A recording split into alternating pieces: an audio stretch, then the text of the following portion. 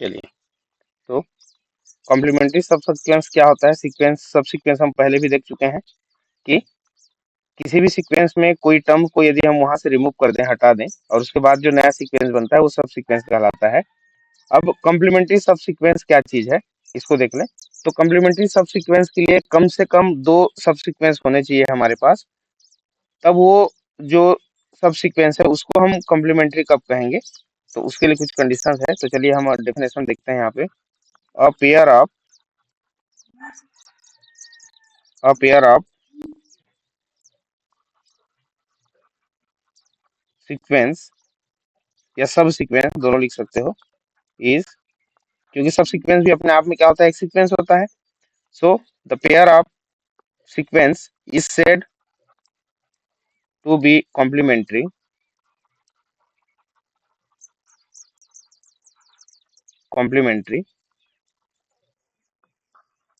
if every term of the sequence every term of the sequence belongs to one and only one of these two subsequences।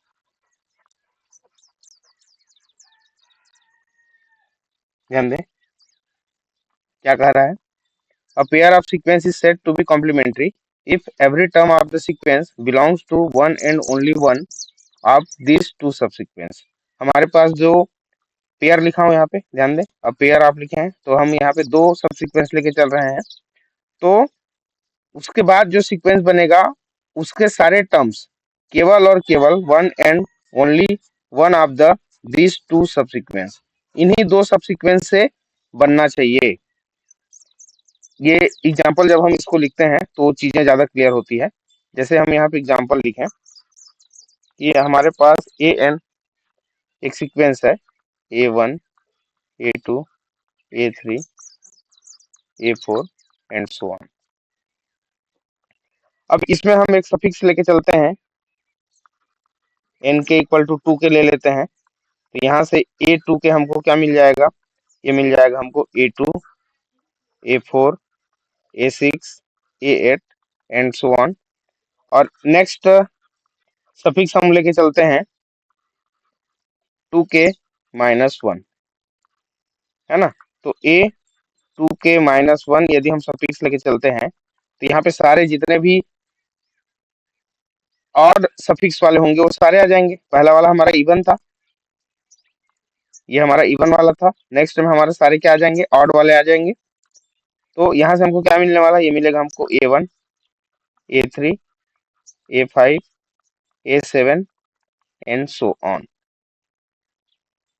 तो हमको AN के दो सब sequence यहाँ पे मिल गए, A2 के और A2k-1 के फॉर्म में। ये दोनों, ये सब सीक्वेंसेस है, सब सीक्वेंसेस ऑफ AN। अब ध्यान दें, जब हम कहते हैं कि AN के ये दोनों सब सीक्वेंस है, पहला नंबर और दूसरा नंबर, और इन दोनों सीक्वेंस को जब हम मिलाएं, इन दोनों सब सीक्वेंस को जब मिलाएं तो हमको पूरा का पूरा पहला सीक्वेंस ही हमको मिल जाए। ध्यान दें, पूरा का पूरा हमको सीक्वेंस मिल जाए, इन दोनों सब सीक्वेंस को एक दूसरे में शामिल करने के बाद, इंक्लूड करने के बाद, तब ये दोनों सब सीक्वेंस जो है कॉम्प्लीमेंट्री सब सीक्वेंस कहलाता है। और इसमें जो हम A2 के लिए हैं और A2k-1 लिए हैं, इन दोनों का जब इंटरसेक्शन लें तो हमेशा हमको क्या मिलना चाहिए, फाई मिलना चाहिए। ध्यान दें, ये दोनों क्या होना चाहिए, डिसजॉइंट होना चाहिए। इस बात को आपको विशेष ध्यान देना है। डेफिनेशन में आप शामिल भी करना चाहो तो कर सकते हो कि दो डिसजॉइंट सब सीक्वेंस को हम कॉम्प्लीमेंट्री सब सीक्वेंस कहते हैं। यदि उन दोनों को हम शामिल करें तो हमको पुनः जिससे वो सब सीक्वेंस बना है वो वाला सीक्वेंस हमको मिल जाए, तब वो कहलाएगा कॉम्प्लीमेंट्री सब सीक्वेंस। बताइए, डेफिनेशन समझ में आया क्या? हेलो। Yes sir. ठीक।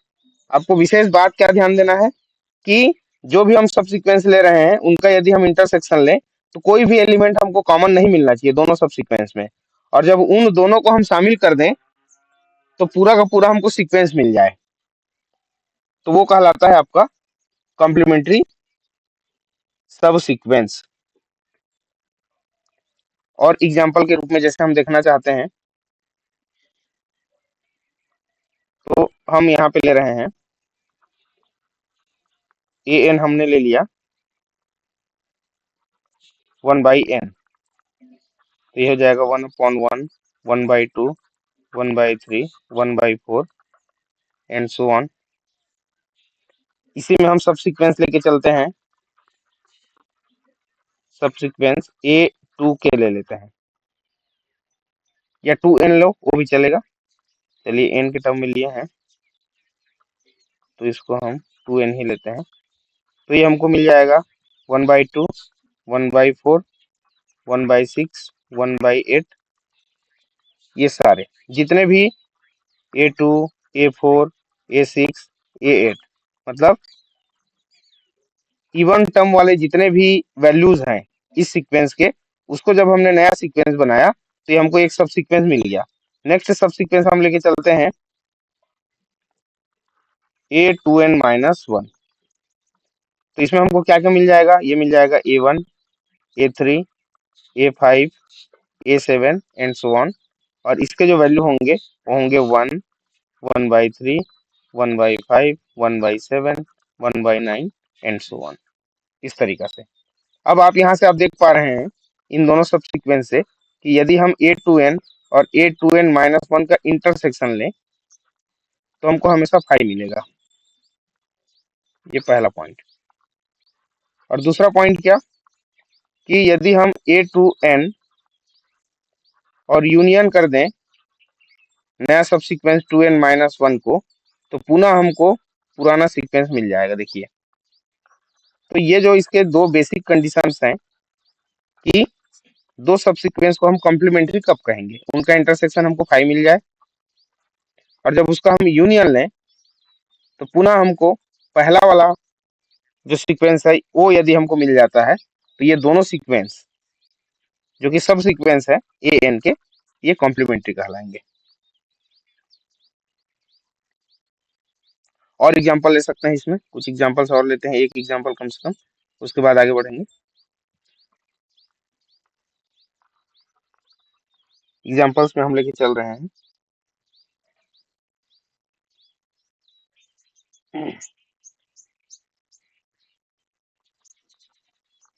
जैसे कि हम ए एन लिए, ये है 1 square, 2 square, 3 square, 4 square and so on. क्या लिए हैं सीक्वेंस में, सीक्वेंस में लिए हैं हम एन स्क्वायर, ध्यान देंगे इसमें। अब इसका हम सब सीक्वेंस की बात करते हैं, सब सीक्वेंस में हम ले लिए A3n, ध्यान देना A3n, तो क्या क्या आ जाएगा, A3 आ जाएगा, 3 के टेबल में जितने भी आएंगे ले लो, A6, A9,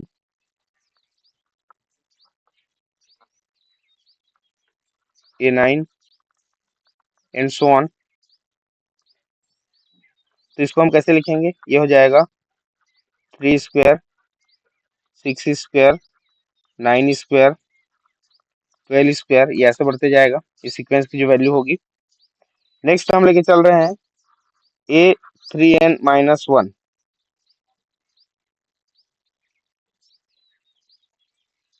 ध्यान दे A3n-1। अब ये इसमें क्या क्या आ जाएगा, जो भी हम 3n लिए हैं उसमें एक माइनस कर देना है अपने को, तो ये आ जाएगा A2, ये हो जाएगा A5, ये आ जाएगा आपका A8, ऐसे चलता जाएगा। अब इसमें क्या क्या वैल्यू आ गए, ये आ गए 2 स्क्वायर, 5 स्क्वायर, 8 स्क्वायर, 11 स्क्वायर, ये एंड सो ऑन।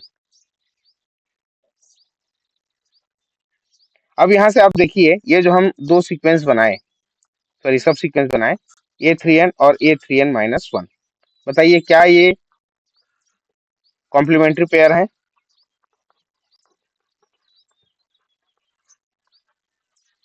हेलो,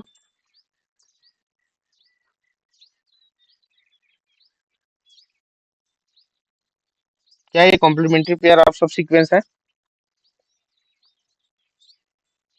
ये वन स्क्वायर तो गायब है यहाँ से, हो ही नहीं सकता। उसके बाद यहाँ पे फोर स्क्वायर वाला जो टर्म है वो गायब है। यदि हम इंटरसेक्शन लेंगे डेफिनेटली फाइव आएगा। देख लो, A3n इंटरसेक्शन A3n-1 करने पे ये फाइव मिलेगा आपको, लेकिन इसका यूनियन जो है नॉट इक्वल टू an हो जाएगा। ये पहला पॉइंट, ये दूसरा पॉइंट। तो यूनियन से हमको फिर से हमको क्या नहीं मिल रहा है, हमारा जो ओरिजिनल सीक्वेंस है वो हम नहीं प्राप्त कर पा रहे हैं, इसलिए ये दोनों कॉम्प्लीमेंट्री सब सीक्वेंस नहीं है। अच्छा, यदि इसी को हम आगे बढ़ाएं, ध्यान दें, क्या कॉम्प्लीमेंट्री पेयर की जब हम बात करते हैं तो क्या दो ही सब सीक्वेंस होना चाहिए? चेक करते हैं।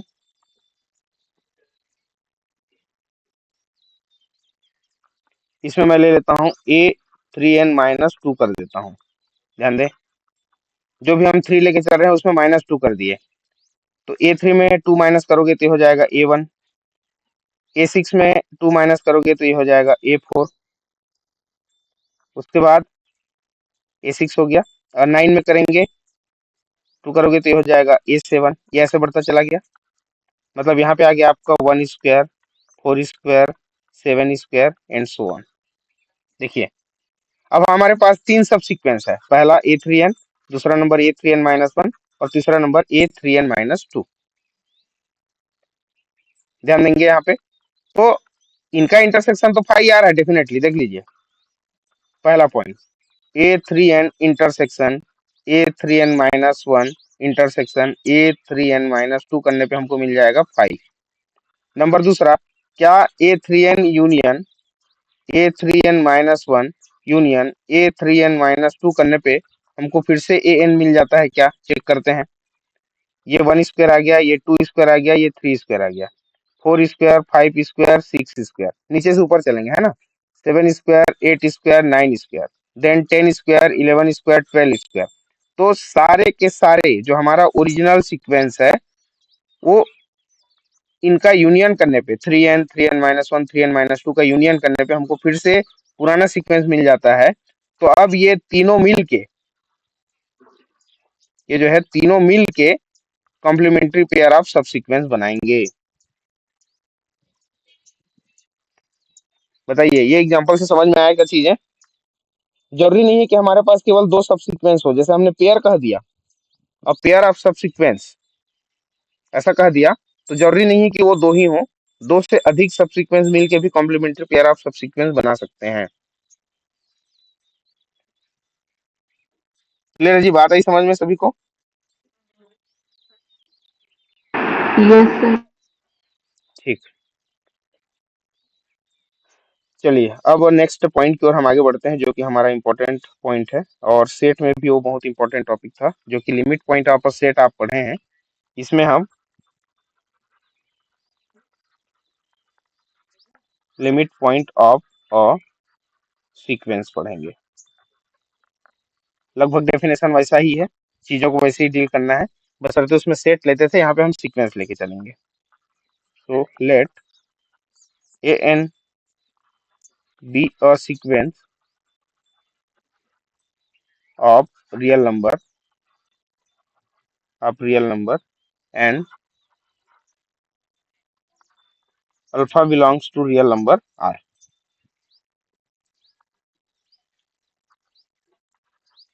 We say alpha is a limit point. Alpha is a limit point. ध्यान देंगे, ये जो हम अल्फा लेके चले हैं ना, ये अल्फा को हम जरूरी नहीं है ए एन का हो, हम कहाँ से लिए हैं इसको?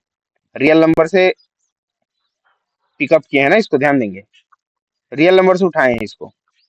तो अल्फा को हम लिमिट पॉइंट कहते हैं ऑफ सीक्वेंस, मतलब इस ए एन का अंदर का भी हो सकता है और बाहर का भी हो सकता है। कहने का मतलब ये अल्फा बिलोंग्स टू आर लिखे हैं, इसका मतलब limit point of sequence A N if every neighbourhood, ध्यान दें, एवरी नेबरहुड, छोटा से छोटा या बड़ा से बड़ा नेबरहुड की भी यदि हम बात करें, neighbourhood of alpha contains contains infinite terms of the sequence an। हम अल्फा को लिमिट पॉइंट कहेंगे किसी भी सीक्वेंस का यदि उसके आसपास हम एक छोटा सा या बड़ा सा बड़ा नेबरहुड बनाए। एवरी नेबरहुड, प्रत्येक नेबरहुड जो है क्या कर जाए, उस सीक्वेंस के इनफाइनाइट टर्म्स को कंटेन कर जाता है। यदि contain infinite terms of the sequence, then alpha is called limit point. जैसे इसको और एक तरीका से इसमें चाहे तो आप लिख सकते हैं, है ना, for every delta greater than 0 an belongs to alpha minus delta, alpha plus delta for infinite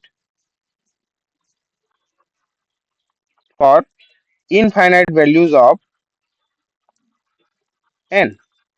ध्यान दें, ये जो an हमने लिखा, इस नेबरहुड में उस सीक्वेंस के इनफाइनाइट वैल्यू कंटेन यदि कर जाते हैं, तब उस अल्फा को हम कहेंगे कि वह इस सीक्वेंस का लिमिट पॉइंट है।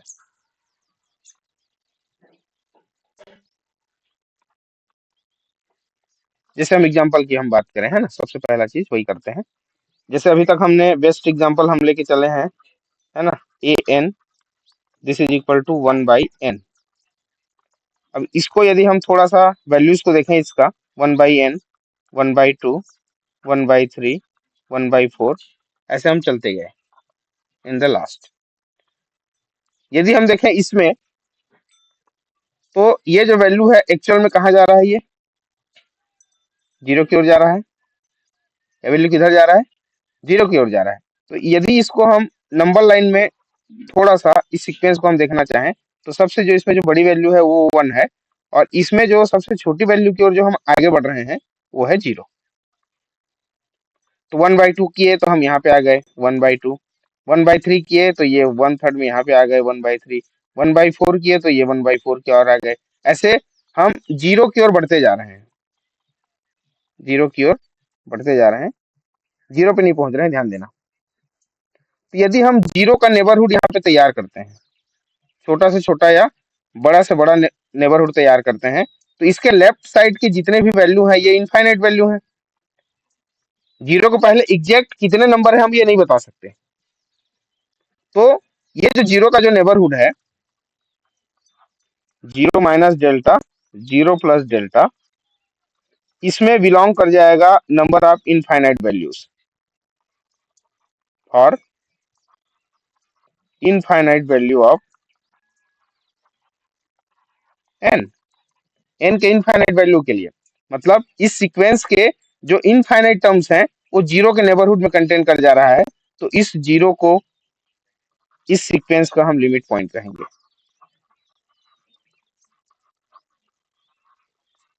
ध्यान दें। अच्छा, इसमें और एग्जांपल लेते हैं।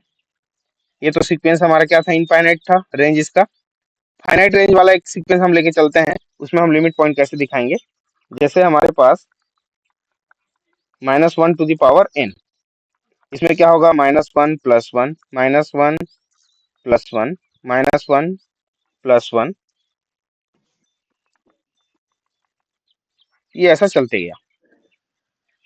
अब जैसे इसकी हम रेंज की बात करें, तो रेंज क्या कहता है, सेट ऑफ डिस्टिंक्ट एलिमेंट, है ना। तो ये हो जाएगा -1 + 1।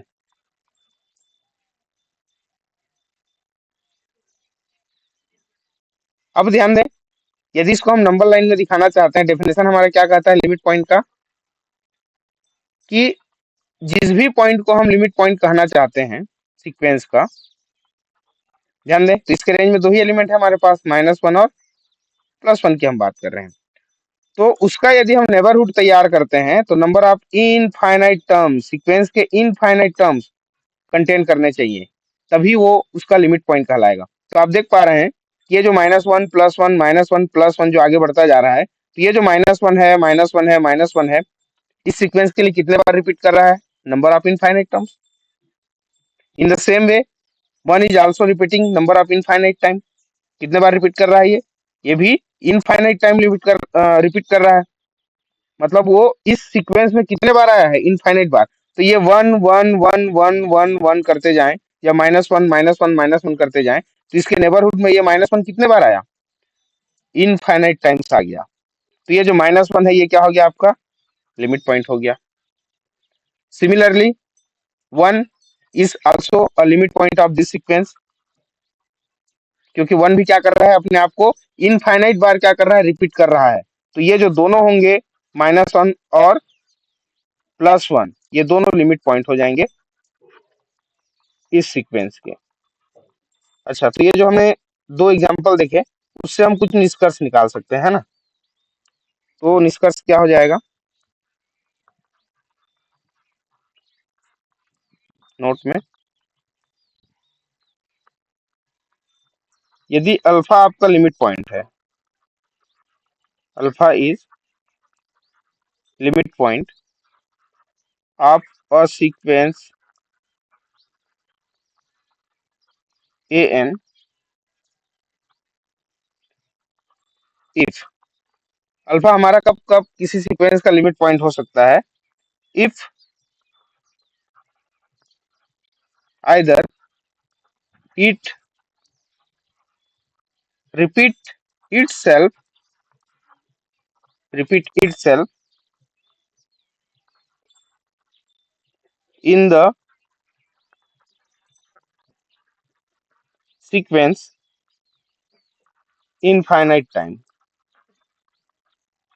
in the sequence infinite times। मतलब किसी भी सीक्वेंस में किसी भी पॉइंट को हम लिमिट पॉइंट कहेंगे यदि वो अपने आप को उस सीक्वेंस में इनफाइनाइट टाइम क्या करता है, रिपीट करता है। अभी हम देखें just example minus one plus one वाला, या फिर दूसरा पॉइंट क्या, it is a limit point of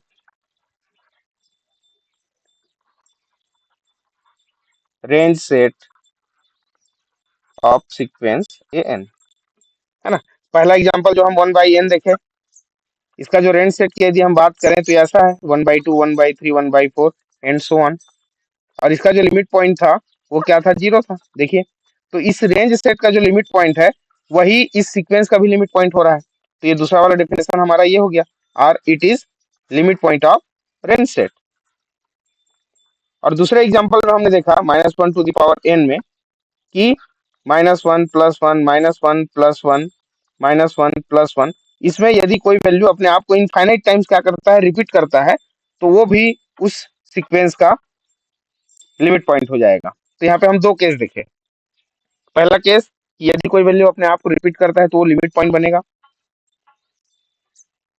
और यदि रेंज सेट का जो लिमिट पॉइंट होता है वो भी उस सीक्वेंस का लिमिट पॉइंट हो जाएगा। जैसे इसमें हम एक और एग्जांपल की हम बात करें, जैसे हम ए एन ले रहे हैं, इसमें हमने किया minus three minus two minus one zero, उसके बाद one one one one one, ये ऐसा हम चल दिए कितने बार, इनफाइनाइट टाइम्स। देखिए, तो इसमें जो वन है वो अपने आप को इनफाइनाइट टाइम रिपीट कर रहा है, इनफाइनाइट टाइम रिपीट कर रहा है। यदि आप चाहें तो इसको नंबर लाइन में भी बना सकते हैं समझने के लिए। जैसे ये हो गया minus three minus two minus one zero और ये वन। अब वन को आप one one one one one infinite time तो यहाँ पे नहीं लिखेंगे, लेकिन वन इस सीक्वेंस के अकॉर्डिंग कितने बार रिपीट हो रहा है, ये इनफाइनाइट टाइम रिपीट हो रहा है। और इसका यदि आप नेबरहुड तैयार करते हो तो आप देख पा रहे हैं ये वन जो है यहाँ पे इनफाइनाइट बार आ रहा है। इसका मतलब ये हुआ कि वन जो है इस सीक्वेंस के लिए, वन जो है इस सीक्वेंस के लिए लिमिट पॉइंट हो जाएगा। तो इस प्रकार समझेंगे इसके डेफिनेशन को और एग्जांपल्स को। इसमें किसी को कुछ पूछना है?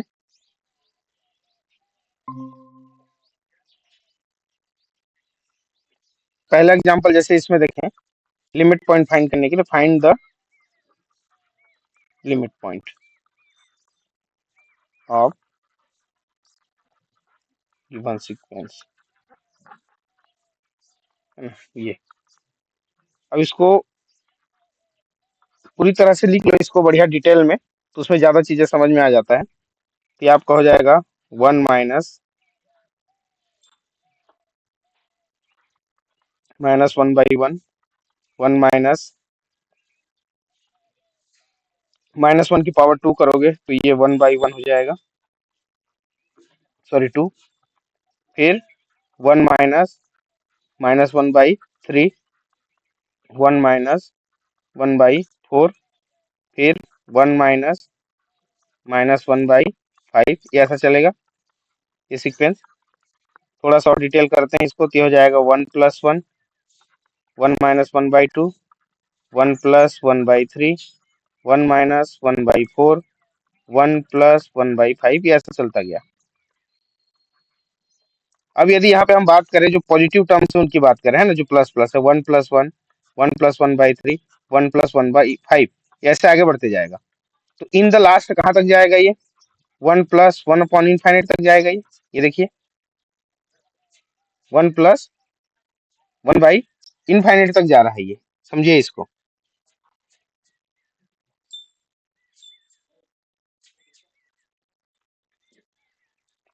तो फाइनली ये जा कहाँ तक रहा है? 1 + 1/∞ की वैल्यू क्या हो जाएगा? 1 + 0, दिस इज इक्वल टू 1। अच्छा, अब ध्यान देंगे यदि ये इनफाइनाइट टर्म्स तक जा रहा है, तो यदि हम 1 के आसपास का नेबरहुड यदि हम तैयार करते हैं नंबर लाइन में, ऐसा, इसमें मैक्सिमम वैल्यू आपको दिखाई दे रहा होगा 2, है ना। तो इसमें हम ले लेते हैं -1, 0, देन +1 और यहाँ पे 2। तो 2 से छोटा होता होता होता कहाँ तक पहुंचेगा ये? फाइनली 1 तक पहुंचेगा। जैसे 1/n जो है 0 तक पहुंचता है, बिल्कुल वैसे ही। तो 1 का यदि हम नेबरहुड यहाँ पे हम बनाते हैं, 1 का नेबरहुड बनाते हैं, तो इसके राइट साइड में नंबर ऑफ इनफाइनाइट टर्म इस सीक्वेंस में क्या हो जाएगा? कंटेन कर जाएगा। तो 1 जो होगा वो आपका क्या हो जाएगा? यहाँ पे लिमिट पॉइंट हो जाएगा। अब हमारे पास जो नेगेटिव टर्म्स था, नेगेटिव फॉर्म में 1 - 1/2, 1 - 1/4, 1 माइनस यहाँ पे 1 - 1/6 आ जाएगा ऐसा। तो फाइनली ये कहाँ तक जाएगा? 1 - 1/∞ तक आगे बढ़ेगा। तो यहाँ पर भी आप देख पा रहे हैं 1 - 0, इट मीन्स अगेन 1, अगेन 1। लेकिन कहाँ से बढ़ रहे हैं हम? लेफ्ट साइड से बढ़ रहे हैं। देखो ये क्या होता जाएगा, 1 - 1/2 की वैल्यू हो जाएगा आपका हाफ। यहाँ से ये कितना हो जाएगा? 4 1 जो 4, ये हो जाएगा आपका 3/4 ऐसा। ये आपका हो जाएगा 5/6 हो जाएगा। तो हम किधर आगे बढ़ रहे हैं? हम +1 की ओर आगे बढ़ रहे हैं, +1 की ओर आगे बढ़ रहे हैं। तो इस केस में लेफ्ट साइड के जितने भी नंबर ऑफ इनफाइनाइट टर्म्स हैं 1 के नेबरहुड में, वो सारे कंटेन हो जाएंगे। मतलब यदि हम नेगेटिव टर्म लेके चलें तो इस 1 के नेबरहुड का लेफ्ट साइड, और यदि हम इसके पॉजिटिव वाले टर्म्स लेके चलें तो 1 के नेबरहुड का राइट साइड जो है क्या हो रहा है? कंटेन हो रहा है। तो दोनों ही केस में 1 का जो नेबरहुड है इस सीक्वेंस का नंबर ऑफ इनफाइनाइट टर्म्स को क्या करता है? कंटेन करता है। तो ये जो 1 होगा इसका लिमिट पॉइंट हो जाएगा।